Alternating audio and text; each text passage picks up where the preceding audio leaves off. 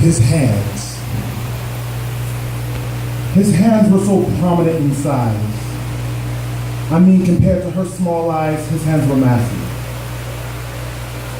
His hands. His hands were large enough to protect her from harm's way. His hands displayed a forcefulness as they spoke a serious language. His hands became her first fear. His fingers etched their mark in pain. His hands left stains of puddles as bright red as his love for her. The lines on his palm portrayed her silence, muffling her screams into hushed streams as he violently touched her, displaying his admiration for the way that her soft skin made his pupils glisten. See, every time she talked, he listened a little too fervently, and every time she walked, he watched a little too closely.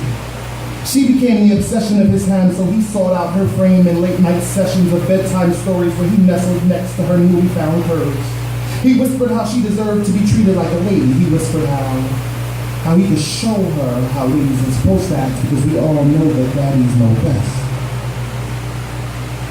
See, it started with warped tips tracing across her chest, hands that eagerly removed her light undershirts to reveal her newly found breast, his hands dancing along her ripe skin as he leaned in to place a passionate kiss upon her lips. He slipped cotton panties off her barely filled hips and proceeded to slip his hands into her sacred place. His hands touched her in ways that she was too young to comprehend, and every time she tried to scream, his palms muffled her cries. He forced himself inside of her womb, each thrust turning her body into a tomb of sufferance. His hands stripped away her purity and flung her innocence to the floor. His hands mutilated the cleanliness of her midsection, soiling her entrails with a disgusting vibe of lust. His hands ripped out her trust and flung her purity to the floor. His hands taught her that she was nothing more than a whore meant to appease his desires. His hands.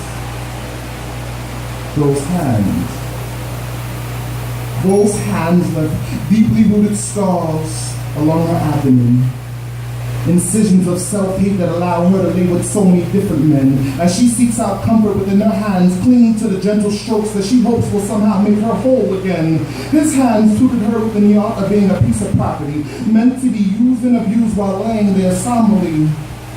His hands, those hands numbed her inside to a raw state of anguish where cold emptiness leaks out of every one of her tears. See, his hands molested her body for a short 6 months, but his fingerprints remained upon her soul for years. His hands, those hands.